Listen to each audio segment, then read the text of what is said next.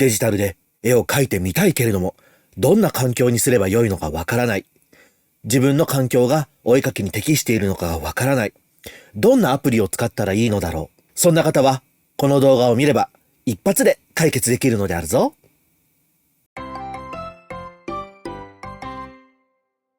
デジタルでお絵描きをするといっても、様々なお絵描き環境があるというのはご存知であろうか。一昔前であれば、デジタルでお絵描きをするといえば、パソコンを用いてお絵描きをするというのが定説であった。ただ、近年ではスマートフォンやタブレットなどでお絵描きをするという環境も十分に揃ってきておるのである。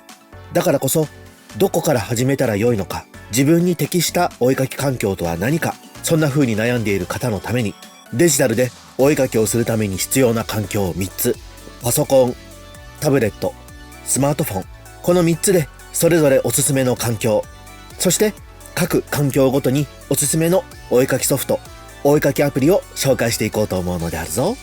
また、可能な限りおすすめしたお絵描きソフトやお絵描きアプリのリンクは動画の概要欄に記載をしておるので、そちらからダウンロードしてもらえればすぐにお絵描きを始めることができるのであるぞ。では最初に PC でお絵描きするための環境を紹介していこうと思うのである。 PC では OS に大きく2種類あり、 Windows の環境と Mac の環境がある。まず Windows の環境は、現在 Windows 10以降が主に対応しているペイントソフトが多いので、可能であれば Windows 10以上、できれば Windows 11以上にしておくと良いであろう。 MacOS 環境の場合も MacOS をアップデートし、できるだけ最新のもの MacOS 13以上にしておくと良いであろう。メモリに関しては Windows、MacOS 両方とも 8GB 以上にしておくと動作など問題がないと思うのであるぞ。タブレットなどはおすすめのものを後ほど紹介しようと思うのである。ストレージの空き容量は Windows、MacOS 両環境とも 3GB 以上の空き容量があると良いと書かれておるが、可能であればそれ以上大きな容量があればお絵描きのデータを保存するときに使えるのであるぞ。モニターは WXGA 以上を推奨しておるが、可能であればフル HD1920×1080 ピクセル以上が表示できる大きなモニターを用意しておくと、各領域やパレットの配置などがしやすくなるのであるぞ。今回は入手のしやすさ、サポートの手厚さなどからワコム製のペンタブレットをおすすめしたいと思うのであるぞ。もちろん他社製のものでも問題はないが、今回はワコム製のものを紹介させていただこうと思うのである。液晶タブレット、モニターに直接ペンをつけて絵を描くことができるペンタブレットはワコム1液晶ペンタブレット13というモデルが初心者の方にはおすすめである。そしてパソコンに接続してモニターを見ながら描くペンタブレットは 1by ワコム、こちらはスモールとミディアムのサイズがあるのであるぞ。液晶ペンタブレットとペンタブレット、どちらが自分に向いているのかというお話についてはまた別の動画でお話しさせていただこうと思うのであるぞ。タブレットのお絵描き環境は iPad に絞らせてお話をさせていただこうと思うのであるぞ。理由としては筆圧感知が効き、様々なペイントソフトが使えるという条件にした場合、iPad 以上に条件が良いものがないと判断したためである。iPad を使う際の OS は最新の iPadOS16 以降にしておくと良いであろう。iPad 本体は 4GB 以上のメモリがあること、タブレットのサイズが 10.5 インチ以上であることを推奨しておるのである。iPad を使う際には筆圧対応しているペン Apple Pencil を使おう。Apple Pencil は第1世代、第2世代が現在販売されておるが、自分が使う iPad がどちらのモデルに対応しているのかというのは各自確認しておいてほしいのであるぞ。ストレージ容量は 6GB 以上空いておると良いとされておる。もちろんたくさんのイラストファイルなどを書いて保存する場合にはこれ以上の空き容量があると良いであろう。クリップスタジオペイントを使う際には iPad Pro をお勧めされておるが、 iPad Pro 以外で現状販売されているモデルでも問題なくクリップスタジオペイントを含むお絵描きアプリを使うことができるので、これもまた別の機会に紹介したいと思うのであるぞ。スマートフォンでお絵描きをする場合、今回は一例として iPhone を紹介させていただくが、同スペックないしここ 4,5 年で販売されている Android 端末などであれば十分お絵描きをすることができるというのを念頭に置いた上で聞いてほしいのであるぞ。 iPhone の場合は iPad と同じように iOS のバージョンはできるだけ最新のものにしておこう。 iPhone 自体の本体は 4GB 以上あると良いとされておる。そしてモニターサイズは 5.5 インチ以上のディスプレイを推奨されておる場合が多い。これはここしばらく販売されていたものでいうと iPhone mini シリーズ以外であればおおよそ問題がないとされておるのであるぞ。もちろん iPhone mini でもお絵かきをすること自体は可能なのである。そして iPhone は iPad と違い筆圧に対応しているペンというのが現状ない。指書きやスタイラスペンを使うことを前提としたお絵かき環境になるということを覚えていてほしいのであるぞ。そしてストレージ容量は 6GB 以上の空き容量があることを推奨されておる。もちろんこれ以上あればたくさん描いたイラストなどを保存することもできるのであるぞ。では次に各環境ごとのおすすめお絵かきアプリをそれぞれ紹介していこうと思うのであるぞ。まず PC 環境でおすすめするペイントソフトはセルシスが発売しているクリップスタジオペイントである。こちらは買い切りのパッケージ版、ダウンロード版と月額利用支払いのサブスクリプションの2つが用意されておる。おすすめポイントはコミックイラストを描くための機能が充実しておる点であろう。パース定規や硬化線、3D や写真などをイラストにするフィルターなどコミックイラストを描くために欲しい機能が最初から十二分に備わっているのである。コミックイラストだけではなく漫画やアニメなどもシームレスに制作可能というのもおすすめできるポイントである。難点を挙げるとすれば様々なことができる反面何から始めたら良いのか何を使えば良いのか分かりづらくなっている UI が挙げられるであろう。ただこれに関しては魔王が解説動画を多数投稿しておるのでそちらを見ていただければなと思うのであるぞ。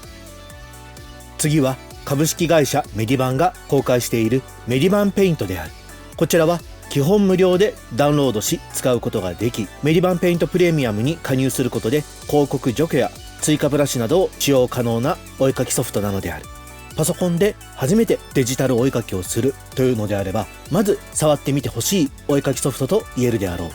コミックイラストや漫画を描くための機能が十二分に備わっており一通りのツールや機能を使ってしっかりとしたコミックイラスト、漫画を描き上げることができるのである。基本的なツールなどが揃っている反面より細かなことや便利な機能、時短機能などを使用しようという際には今一つ物足らない点もあるというのは注意点と言えるであろう。またサブスク制になっているので継続的な課金が必要ということも覚えておいてほしいのであるぞ。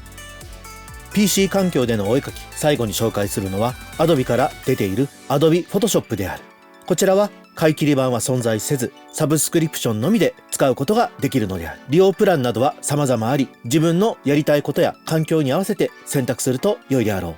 う。いわゆるデジタルペイントソフトの元祖的存在であり長年世界中のユーザーが使っておるため様々なテクニックやブラシなどが大量にあるというのは大きなメリットであると言えよう。ただ現在コミックイラストを描くという点だけの利用でこの Adobe Photoshop を購入するというのはあまり勧められないのである。なぜならコミックイラストを描くための機能というのは他の2種類と比べるとあまり入っておらず月額利用料なども他と比べると高くなっているので注意してほしいのである。絵を描く以外にもデザインなどをするなどであれば Photoshop には便利な機能もあるので使用してみるのも手だと思うのであるぞ。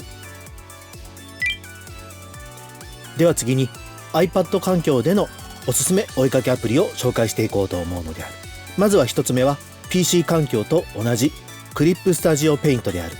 こちらは iPad 版では買い切り版は存在せずサブスクリプションのみとなっておる。またバージョンを Pro、EX の2種類から選ぶことができそれぞれで月額利用料金が変わるのであるぞ。 iPad を使うことで Apple Pencil とタッチジェスチャーで直感的にお絵かきをすることができ魔王も長年この iPad 版のクリップスタジオペイントでお絵かきをメインにしておるのであるぞ。次に紹介するのは PC 環境でも登場したメディバンペイントである。こちらは PC 版と同じように基本無料で使うことができメディバンペイントプレミアムに加入することでアプリ内の広告除去や追加ブラシなどを使用することが可能。このあたりも同じである。注意点というほどではないが iPad 版の UI は PC 版の UI とは違いスマートフォン版のメディバンペイントを基準にしているため機能の使い方などに一部違いがあるということは念頭に置いておくと良いであろう。次に紹介するのはアイビスから出ているアイビスペイントである。こちらは基本無料のアプリであり、広告除去がすでにされている有料版も同時にリリースされておる。無料版を使っても課金することで広告除去をすることも可能であるぞ。またサブスクで課金をすることで様々な機能が追加されるのも特徴であろう。シンプルな UI で初心者にもおすすめできるお絵かきアプリの一つと言えるであろう。シンプルとはいえイラストや漫画も十分に描けるというのも嬉しいであるな。ブラシや素材も多数あり、ブラシのカスタムなども可能ではあるが、拡張性は他のペイントアプリと比べるとやや低いのである。iPad 環境、最後に紹介するのはサベージインタラクティブから出ているプロクリエイトである。こちらはアプリは買い切りのみで、追加課金やサブスクなどは一切ないのが特徴である。買い切りのアプリということで人気でもあるのだが、何より iPad に特化した UI というのが大きな人気の秘訣だと言えるであろう。そしてその書き心地などはお絵かきアプリの中でも随一だという方も多いのである。iPad でお絵かきをするというために開発をされているので、タッチジェスチャーなどを多数利用するため操作性には慣れる必要があるであろう。またブラシの追加やカスタムも充実はしておるが、英語での情報が多く日本語解説はまだまだ少ないのがこのアプリの難点とも言えるであろう。スマートフォン環境のお絵かきアプリ、一つ目はこれまで紹介してきたクリップスタジオペイントである。基本的な利用方法はサブスクリプションのみ、プロバージョン EX バージョンで価格が変わるというのは同じである。ただスマートフォン版のみ1日1時間無料で使えるという機能もあるのである。ちなみにこのスマートフォン版クリップスタジオペイント、なんと PC、iPad 版と全く同じ機能を全て使うことができるのである。ただ初心者には分かりづらい UI に輪をかけてスマートフォンで最適化されたとは言いづらい UI になっているため、初心者にはあまりおすすめはできないのである。ただ PC 版、iPad 版と併用して使うことで、外で高機能のお絵かきツールを使って絵の修正をしたりファイルを書き出し送信するということも可能なので、併用して使うことを我はお勧めしたいのであるぞ。次に紹介するのは PC 版、iPad 版でも紹介したメディバンペイントである。こちらはこれまでと同じく基本無料でダウンロードして使うことができ、メディバンペイントプレミアム加入で広告除去や追加ブラシなどを使用することが可能なのである。この後紹介するスマートフォン版アイビスペイントと機能や操作性などほぼほぼ同じ機能が揃っておるため、どちらを使った方が良いかなどは好みの範疇かなと思っておるのであるぞ。スマートフォンお絵かき環境、最後に紹介するのはアイビスペイントである。こちらも iPad 版と基本的には UI や操作性、機能などは同じである。基本無料で使うことができ、広告除去やサブスクなどで様々な機能が追加されるという点も iPad 版と同じであるぞ。先に紹介したメディバンペイントと比較しても絵を描くための機能はほぼ互角に揃っておるので、自分にとって使い勝手の良い方を選択すると良いであろう。デジタルでお絵描きをするといっても、こんなに今では環境の幅が広がり、そして描くためのお絵描きソフトやアプリも充実しておるので、ぜひいろいろ触ってみて自分なりのお絵描き環境、そしてお気に入りのお絵描きソフト、お絵描きアプリを見つけていただけたら幸いなのであるぞ。動画のご視聴誠に感謝なのであった。よければチャンネル登録、高評価をしていただけると嬉しいのであるぞ。それではまた次回、ハブファンドローイングラジオであった。